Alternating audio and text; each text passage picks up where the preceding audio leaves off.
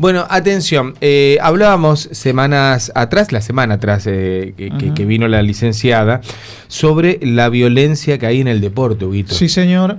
Y la presión que ejercen los padres, ¿no? Particularmente, qué rol cumplen los padres cuando sus hijos hacen deporte y que no termine algo que es de disfrute siendo de presión. Me parece que pasa por ahí la cuestión, Y ¿no? está con nosotros nuestra licenciada en psicología, Rocío Linke. ¿Cómo estás, Ro? Buen día. Hola, buen día. ¿Cómo están? ¿Todo Bien, ¿y vos? Buen viernes. Buen viernes. Todo bien. Qué rápido pasó la semana. Parece que fue ayer que viniste. Cierto, pasó Sí, muy sí. rápido.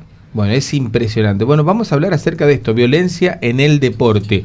¿Cuáles son los factores que vos crees que influyen para que se den este tipo de situaciones? Bueno, a ver, cuando hablamos del deporte, ¿no? Y sobre todo, bueno, la violencia en el deporte, hay que tomarlo como, bueno, un fenómeno, digo, muy complejo, ¿no? Que tiene que ver con lo sociocultural, ¿sí? A ver. No solo incumbe a los actores, ¿no? En este caso a los deportistas, sino Claro. también al público, ¿no? Que El consume entorno. el deporte. Claro, el entorno, el público, ¿sí? Y que a la vez es un fenómeno que preocupa, ¿no? En cuanto a lo que es la violencia, bueno, hoy en día en el deporte. Vos Sí. sabés que hay una frase, Rocío, que se ha mal popularizado que dice, bueno, déjalo cuando va a la cancha el papá con el hijo que diga malas palabras, que insulte al rival o al árbitro. Es parte del folclore. Es parte del folclore o va a desahogar todo lo que le pasó en la semana. No está bien, ¿no? Arranquemos por ahí. Claro, bueno, a ver, hay uno de los factores que influyen en cuanto a lo que es justamente esto de que vos decís, que es la cultura del Claro. deporte, ¿sí?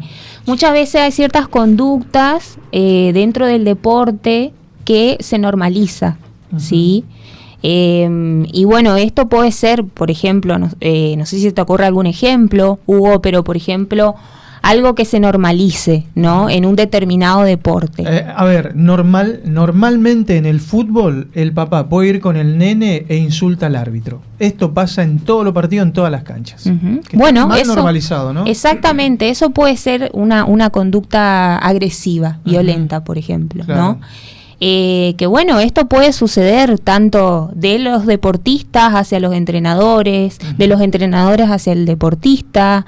A veces otro de los factores, bueno, esto que vos decías hoy al principio, súper importante, es el entorno familiar, Claro. ¿no? ¿Qué pasa con el entorno familiar frente a tanto niños, jóvenes como adolescentes en el deporte? ¿sí? Ahí hay un punto importante, ¿no? El rol de los padres. O sea, si vos Exacto. llevas tu hijo al club, también tenés reglas que cumplir, ¿no? Como padre. Exactamente, a ver, a veces pasa esto de, bueno, la presión y la exigencia, ¿no? Que digo, más allá que todas las personas tenemos como internalizadas ciertas normas y valores que, bueno, de alguna manera se fueron construyendo desde que éramos niños, ¿sí? Se constituye en se constituye, ¿no? Como en lo psíquico, ¿no? Más allá de eso también tenemos las presiones y las exigencias externas, que esas, bueno, pueden venir muchas veces esto de los familiares, de los padres. Y eso, Ro, ¿cómo influye en el adolescente deportista esta presión por parte de los padres o sus familiares? Bueno, a ver, muchas veces es causante de cierta ansiedad en los jóvenes o adolescentes, influye mucho en lo que es el manejo del estrés, ¿no? Bueno, esto que decía de la ansiedad, de la tolerancia a la frustración, muchas veces. Uno de los roles, por ejemplo, principales que podemos situar en los padres es priorizar o valorizar más el proceso que el resultado, ¿no? Bien. Porque muchas veces la presión y la exigencia está puesta en, bueno, tenés que ganar, tenés esto de exigir, ¿no? De que haya cierto entrenamiento, que eso lleva también a un entrenamiento a veces hasta desmedido, ¿no? De los deportistas, y que eso genera frustración, obviamente, sí, sufrimiento. Hablando de frustración, ¿pasa esto de que los padres vuelcan sus frustraciones en los hijos? ¿Qué quiero decir con esto? Yo no pude ganar la copa, pero sí mi hijo lo va a hacer por mí. ¿Pasa esto? Exacto, a ver, muchas veces pasa de que el deseo de los padres justamente está puesto en los hijos, muchas veces, ¿no? Claro. Entonces, por ahí este deseo frustrado, esto que vos decís, esta frustración que tuvo este papá, esta mamá, esta familia, se vuelca en el joven adolescente que ejerce un deporte. Entonces, ahí es donde se pierde un poco esto del disfrute, ¿no? Porque muchas veces también, digo, hablando un poco esto que hablábamos el viernes pasado, esto de que la violencia muchas veces aplasta la singularidad, ¿no? Porque muchas veces no se tiene en cuenta si, por ejemplo, a este adolescente le interesa o no ese deporte. O por qué lo realiza, porque ahí entramos en el terreno de la motivación, por ejemplo, ¿no? Claro. ¿Qué motiva a ese joven adolescente a realizar ese deporte? Si tiene que ver con una exigencia de los padres, tiene que ver con esto de la frustración, ¿no? De los papás, que bueno, a la vez lo vuelcan. El abuelo jugó básquet, yo jugué básquet, necesariamente mi hijo tiene que jugar básquet. No es así.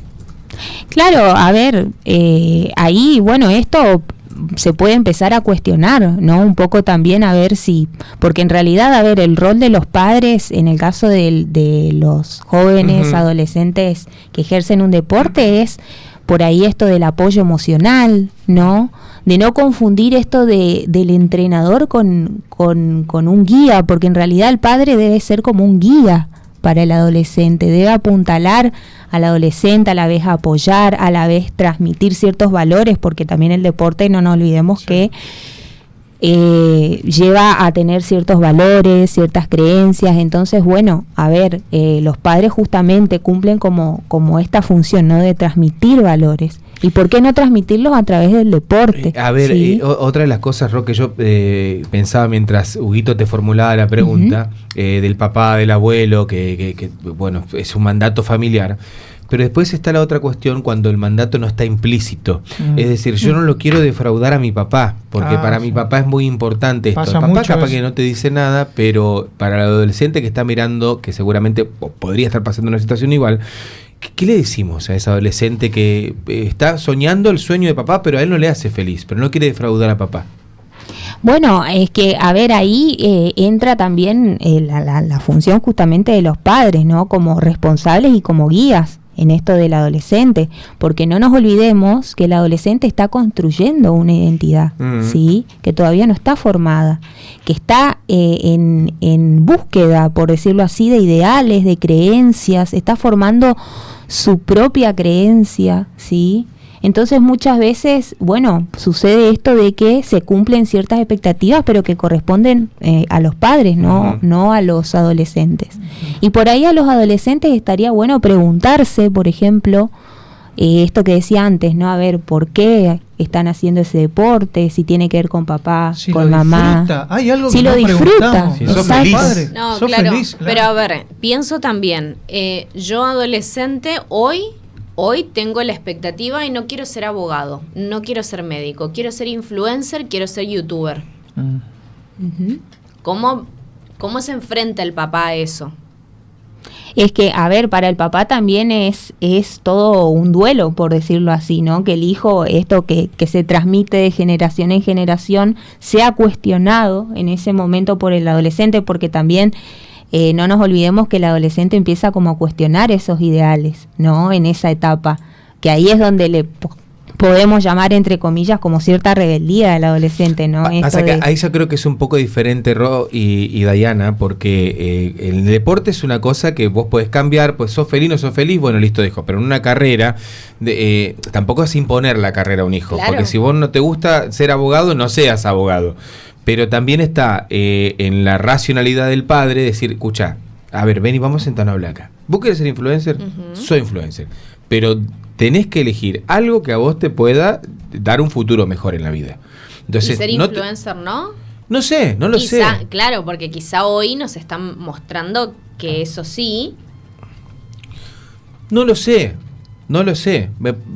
Ves, es muy amplia la discusión ahí. Vos me preguntás a mí y yo creo que no. Porque hoy influencer para mí es pan para hoy, hambre para mañana, porque es una moda.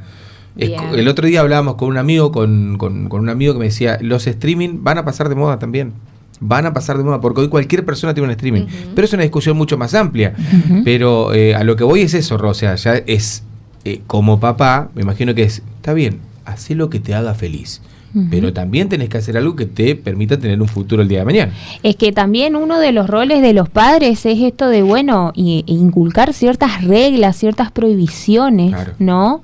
Pero en su medida justa, ¿no? Claro, y que hablamos el otro día. Exacto, sí, que no se vuelva como algo autoritario, ¿no? Sino como, bueno, ejercer cierta responsabilidad, autoridad frente al adolescente que realiza un deporte, pero a la vez teniendo en cuenta esto de que en realidad los padres en el deporte deben ser como más un apoyo emocional, es el pilar, ¿no?, del apoyo emocional en los jóvenes y adolescentes, pero sobre todo en las derrotas. Fíjate cómo lo entrelazamos todo, Huguito. Fíjate cómo lo entrelazamos todo. O sea, esa misma discusión del influencer ahora se me viene con la del deportista o con la del músico. Sí. A mi hijo le gusta ser deportista, le gusta ir a jugar a la pelota. Es buenísimo jugando a la pelota. Sí, bueno, pero tenés que estudiar. Claro. O sea, todo bien con la pelota y capaz que el día de mañana no hagas una carrera porque te fue bien como futbolista, pero tenés que tener un plan B en la vida. Sos músico, sos un crack tocando la guitarra, cantando, pero metele pata al estudio o metele pata a esto porque también. Y así, yo no te prohíbo nada de eso, pero o sea, ese es un punto intermedio, ¿no?, de la negociación que decía Rocío. Exactamente, en su justa medida, sí, como una ley, ¿no?, los padres, pero a la vez respetando, a ver, no nos olvidemos, por ejemplo, en el caso específico del deporte cumple muchas funciones, ¿no? Por ejemplo, función de ocio, de entretenimiento, de marketing, de comercialización. Claro. Digo, hay muchas funciones que cumple el deporte. Entonces, bueno, ver qué función cumple el deporte en ese adolescente, joven, niño que lo practica, ¿no? Por ejemplo, no sé, como vos decís, puede ser que le guste mucho el deporte, pero que en el transitar de su adolescencia, bueno, lo disfrute como algo, como un ocio, por ejemplo, sí, ¿no? Pasa mucho eso. Aparte de lo que es lo normativo que es. O que le meta la disciplina, está bien, genial, con responsabilidad, todo, pero que tenga el plan B, por supuesto. Y ahí es donde quiero ir, ya saliendo un poco del deporte, sobre el rol que tienen los papás y sobre las conductas violentas que por ahí tienen algunos adolescentes, o las conductas irresponsables, ¿no? Por ejemplo, no sé, hablábamos la semana pasada sobre los jóvenes que le robaron el auto al papá, la camioneta. ¿Qué se hace con eso, no? Exactamente, bueno, entramos ahí en el terreno de lo que son las conductas de riesgo, ¿no?, de los adolescentes, de los jóvenes y adolescentes. A ver, cuando hablamos de conductas de riesgo también es un tema muy amplio, ¿no?, que involucra muchas cuestiones y hoy en día está, digamos, muy en auge eso debido a que son, fenómenos que le ocurre al adolescente y que hace que se vislumbre, digamos, esta dificultad que tiene muchas veces el adolescente de poder lidiar con sus crisis, ¿no?, en este transitar de la adolescencia, de la niñez a la adultez. ¿Sí? Muchas veces es como tratar de encontrar algo que lo identifique, ¿no?, o que sería como una insignia, ¿no?, como una marca identificatoria que lo pueda separar, por ejemplo, de los padres en este caso. Y ahí entramos en lo que son, bueno, estas conductas de riesgo que, bueno, muchas veces tienen que ver con cuestiones que el adolescente se hace hacia sí mismo, como las autolesiones, por ejemplo, y que pueden involucrar un peligro para el adolescente como para el entorno, ¿sí? Como por ejemplo en el caso de manejar a máxima velocidad, el consumo de alcohol al volante. ¿Y en qué lugar le corresponde a los padres ahí? Bueno, a ver, los padres, tendríamos que empezar a ver como que haya un cierto diálogo, ¿no? Por mínimo que sea, porque también hablábamos de que se dificulta muchas veces el diálogo entre padres y adolescentes. Pero hay que tener en cuenta que el adolescente está transitando un momento de vulnerabilidad, ¿sí? En donde, como decía antes, está formando su identidad, donde hay ciertas cuestiones del adolescente que se ponen en juego en estas conductas de riesgo, como por ejemplo esto de la rebeldía, esto de la influencia del entorno, ¿sí? Hay una cuestión que el otro día hablaste, Rocío, me parece muy buena, que nosotros como padres, mi hija ya tiene 22, nos olvidamos que fuimos adolescentes. Cuando tenemos un hijo adolescente, nos olvidamos, ¿viste? Exacto. Como que no vivimos esa etapa. Bueno, a veces, no digo en todas las situaciones, pero en algunas situaciones pasa que hay adultos que vivieron, por ejemplo, cierta libertad en cuanto a lo que son ponerle las conductas de riesgo, como esto de manejar a alta velocidad y demás. Entonces son tolerantes frente a esta situación, ¿no?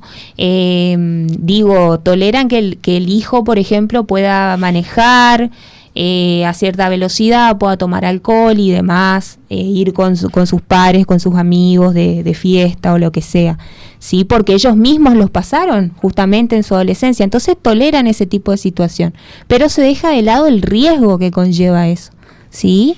Y sobre todo, o sea, ver esto que tiene el adolescente, que a diferencia del adulto, en el adolescente hay como cierta omnipotencia, por ejemplo, sí, la famosa omnipotencia adolescente, que es que el adolescente cree que no le va a pasar nada. Son eternos. Claro, que no puede haber riesgo de, por ejemplo, de muerte o de lesiones o lo que sea, sí, que por ejemplo esto de usar cinturón o usar cierta seguridad frente al volante, por ejemplo, puede ser como una limitación, el adolescente lo toma como eso, entonces muchas veces los adultos nos olvidamos de esas características que son propias de la adolescencia. Sí, lo mismo el tema de las influencias. Tal cual. Muchas veces para pertenecer a un grupo, el adolescente, tiene que hacer, por eso justamente tiene que hacer ciertos ritos, ciertas actitudes o tener ciertas conductas que hagan pertenecer a un grupo. Entonces, por lo tanto, se pone en riesgo, ¿sí? ¿Sabés que me gustaría que hablemos para el viernes que viene, Ro, sobre los padres que se creen adolescentes? Los padres que compiten con sus hijos, los padres que son más amigos de sus hijos y menos papás, y otra vez, ¿no? Hablar sobre el rol principal que tiene papá y mamá, que yo, a mi entender de filósofo de barrio nomás, me parece que el padre es papá, la mamá es mamá y los amigos son dos cosas totalmente diferentes. Me gustaría que podamos hablar un poco de eso también, si te parece. Exacto. Y bueno, un poco esto que vos me preguntabas hoy, el tema del rol de los padres, sí. Tratar de intentar un diálogo con el adolescente, de poder, transmitirle esta cuestión de los riesgos, las precauciones que uno tiene que tener, ¿sí? En caso de si se tiene que poner algún límite, por ejemplo, en el caso que el papá sepa que el adolescente toma, por ejemplo, alcohol al volante, decir no permito, por ejemplo, a la hora de salir de fiesta no permito que el adolescente ocupe un automóvil o una moto, ¿sí? Y generalmente abrir ese espacio como un espacio de confianza a la vez también, ¿no? Tal cual. Bueno, Ro, te esperamos el viernes que viene. Bueno. Muy bien. Vamos a seguir con ese tema que me parece súper importante. Sí, sumamente importante. La adolescencia es una etapa sumamente característica, con sus particularidades y demás, y que está bueno que lo podamos tocar. Gracias, Ro. No, de nada, ustedes, chicos. La licenciada Rocío Linco, ustedes ya veían sus redes sociales, su contacto también, ahí pueden hablar con ella acerca de los temas que estamos hablando aquí y mucho más, por supuesto.